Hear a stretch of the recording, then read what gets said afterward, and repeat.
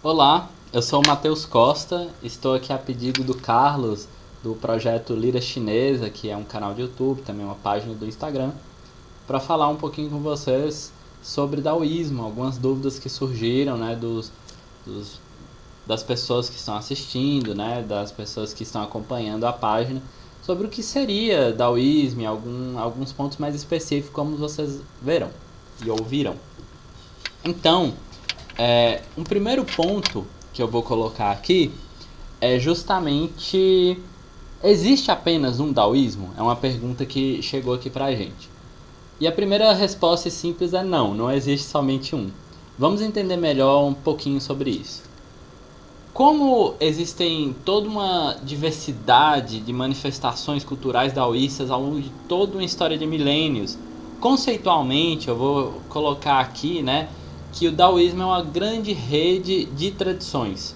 Eu vou seguir também uma autora famosa francesa chamada Isabelle Robinet, que fala que o daoísmo pode ser visto como um todo coerente, né? É que todas essas manifestações têm alguma coerência, uma conexão entre elas, ainda que não sejam centralizadas. Não existe uma autoridade central que liga todo o daoísmo, entende? Não como uma pessoa ou instituição.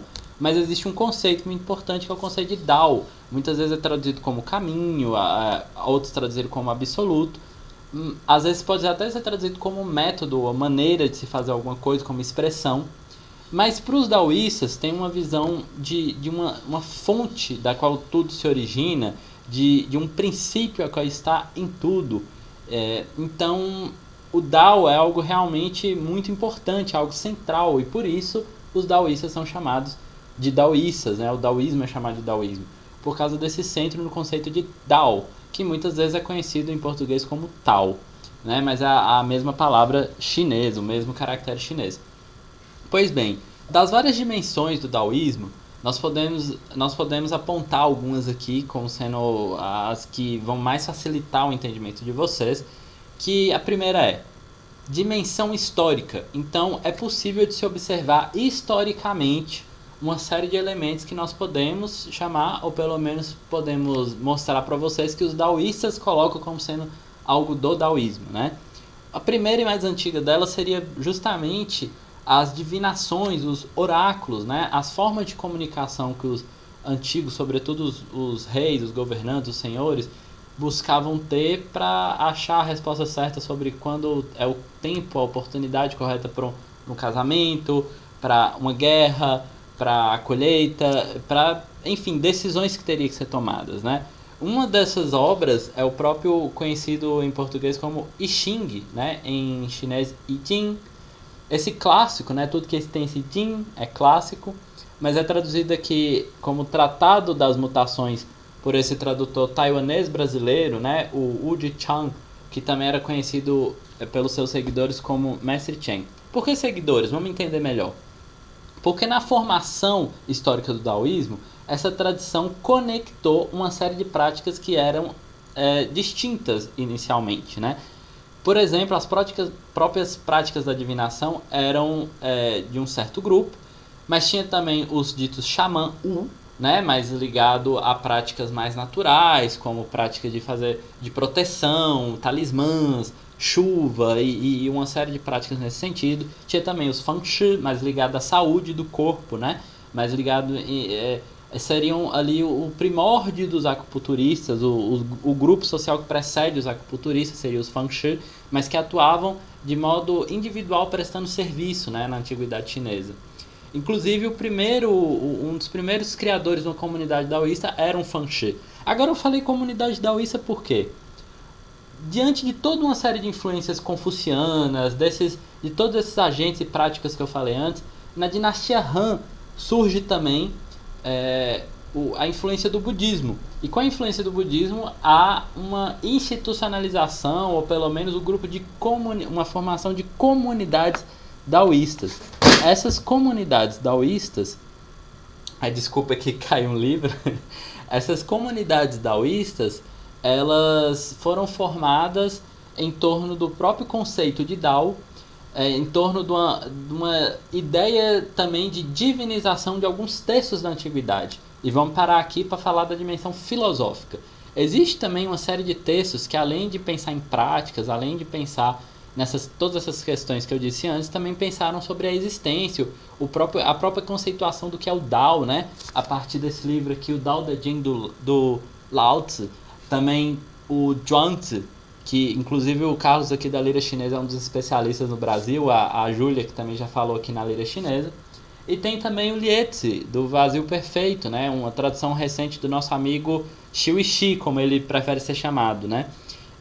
Então, percebo que existem algumas obras, tem também depois o Hainanzi, também dessa dinastia Han, há mais ou menos 2000 anos, que começa a amalgamar todas essas ideias e práticas em textos ou mesmo em comunidades, e a partir dessas várias obras, dessas várias práticas, dessas várias pessoas vão surgindo ali no final da dinastia Han, imitando um pouco, tendo como influência as instituições budistas, né?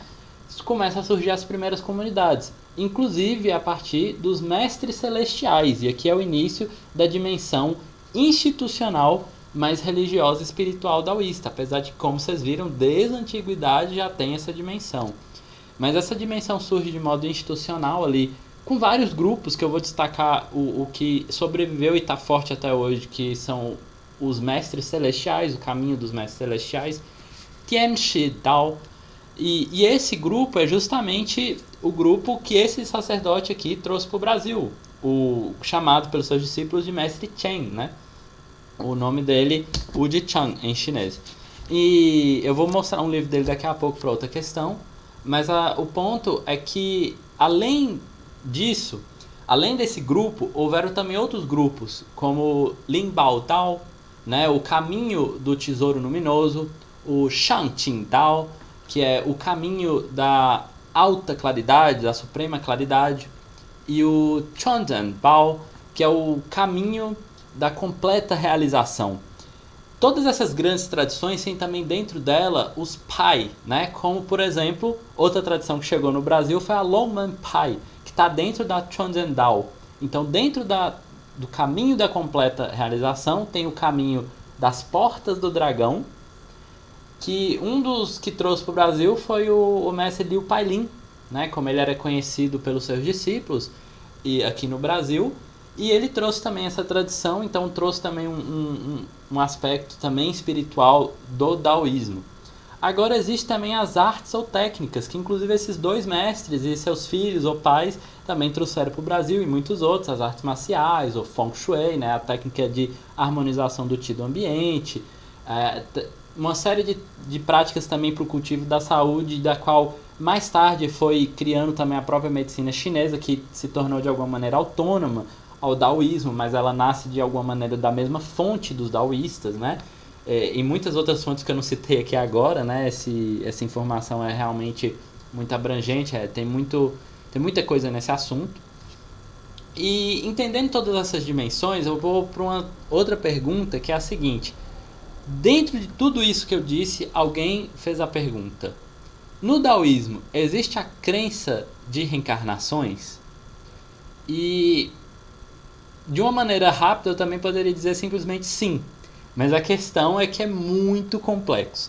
E eu estou me baseando sobretudo num autor acadêmico, e vou falar também de um daoísta que escreve em português, que fala sobre esse assunto aqui no Brasil, que eu já até citei, que é o Mestre Chen, como ele é conhecido pelos seus seguidores, né, da linhagem dos mestres celestiais, do que chamou aqui no Brasil, no Rio de Janeiro e em São Paulo, como Sociedade Taoísta do Brasil.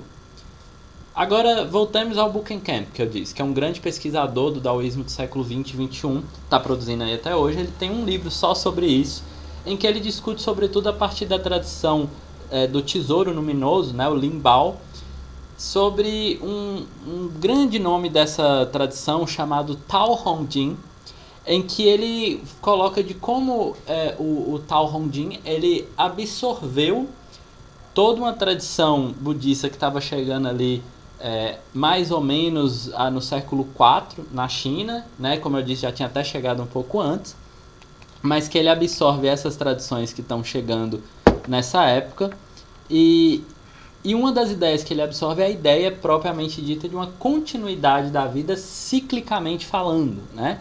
Então não qualquer tipo de continuidade, porque isso já tinha na China, a questão dos ancestrais, mas um ciclo de continuidade, né? Uma visão pós-morte cíclica. Então, o que acontece? O Buchancan dá um argumento que eu vou resumir aqui para vocês. Os daoístas, de alguma maneira, absorvem os conceitos budistas, absorvem essas ideias, sobretudo começando pela tradição Limbao, pelo menos conforme o Buchancan, mas os daoístas não aceitam tudo. Tem uma série de reformulações daoístas, então não é a mesma coisa. Eu vou colocar aqui a principal diferença, doutrinal pelo menos.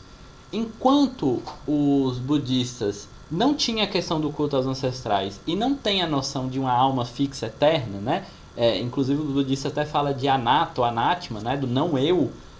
Então, os daoístas, por outro lado, vão dizer que não é só uma, existem várias almas, várias dessas essências ou elementos que estão continuando de alguma maneira. E começa a fazer toda uma teorização sobre isso. Vamos entender um pouco melhor a partir da fonte brasileira e não da fonte do Buchancan, ok? Para ficar um pouco mais fácil da gente entender. Então, nesses dois livros aqui, Iniciação ao Taoísmo, como é conhecido para os seus discípulos, o Mestre Chen, esse chinês e brasileiro também naturalizado brasileiro, Udi Chang, ele coloca alguns pontos muito interessantes que a gente pode ver já essa continuidade de elementos budistas. Por exemplo, que após o momento de morte, há 49 dias para o processo de transmigração acontecer. Um número, uma ideia que já vem da Índia, através do budismo, né? Existe também a ideia de 6 caminhos, que também há uma, de alguma maneira, uma influência direta, uma fonte direta vindo do budismo que os daoístas reformulam, troca algumas questões, né? Então, enquanto os budistas falam dos seis reinos, né? O reino dos deuses, dos semideuses, dos humanos, dos fantasmas famintos ou pretas, dos demônios e dos animais, os daoístas vão falar do reino do ser humano, do céu ou das divindades yang, dos animais, das almas famintas ou almas esfomeadas, como preferiu traduzir o Udi Chang, o reino da obscuridade ou das divindades yin, das divindades obscuras, e o reino das prisões terrestres. Como vocês podem ver, 4 aqui são idênticos, mas tem também uma diferença muito grande. Enquanto para os daoístas o reino mais adequado, melhor para a gente estar, seria renascer no reino do céu, do reino celestial das divindades yang, se tornar uma divindade yang, na verdade, se tornar um imortal. Do ponto de vista dos budistas, o melhor reino seria do ser humano. O porquê, aí precisaria de uma outra fala para entender a questão do budismo, mas vocês encontram aí. Mas basicamente os budistas veem o reino do ser humano como mais adequado a se estar. Os daoístas não, veem como o caminho celestial, o caminho das divindades yang.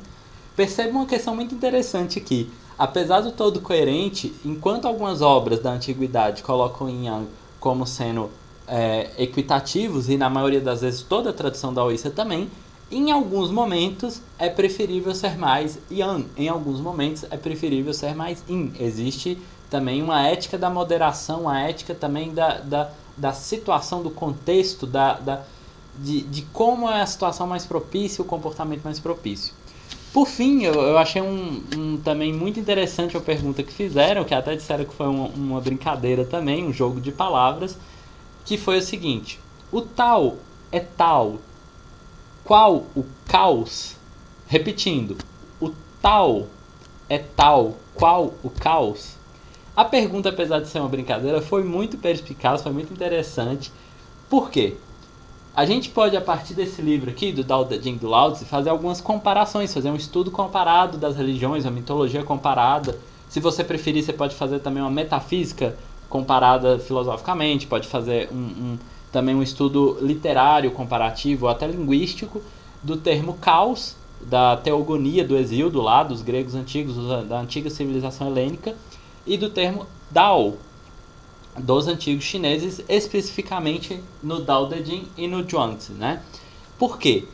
Porque nessas duas obras, sobretudo do Lao Tzu, a ideia de Dao começa a ter a noção de realmente uma fonte criadora, algo que não existia antes na visão chinesa, em nenhum outro escrito chinês que a gente conheceu, pelo menos. Mas então, Pro, pro Lao Tzu, o Dao seria realmente essa fonte, como eu já expliquei antes, né, que tudo cria. Mas peraí, o caos da teogonia também é a primeira divindade, né? Teogonia é um livro que fala sobre a genealogia, a criação, o surgimento das divindades, dos Teo, né? Desses seres supra-humanos. Então, o caos seria essa primeira divindade dessa visão da teogonia do Hesíodo. Só que o caos, ele também é traduzido como cisor, porque ele cria a partir da cisão, da divisão. Então, o caos é a potência criadora que divide. Já o Dao, ele não necessariamente divide. Muitas vezes no Dao De Jing coloca que do 1 surge o 2, então você poderia ver uma semelhança aqui. Mas ao mesmo tempo, é muito claro pro Lao Tzu que o Dao, na verdade, ele nunca para de criar e não é só, ele não cria a partir só disso, ele cria também a partir de combinações, algo que não é o caso do caos da teogonia grega, né? Então nós temos aqui várias possibilidades que eu espero ter dado sugestões de possíveis estudos e possíveis compreensões, mas basicamente existem semelhanças, tanto o Dao quanto o caos são princípios criadores, mas a compreensão deles é bastante diferente e o lugar deles é bastante diferente. O caos não é um elemento central de toda a teogonia, apesar de ser um elemento ali dos fundamentos do início. E o Dao, apesar de ser uma ideia vista como fundamental, ela é também central e ela é perene em toda a tradição daoísta, né? Todos os daoístas, ou pelo menos pessoas que têm afinidade com o daoísmo, têm o Dao como algo central dentro das suas ideias, das suas práticas. Bem, é isso, pessoal. Já falei bastante, então vou parar por aqui.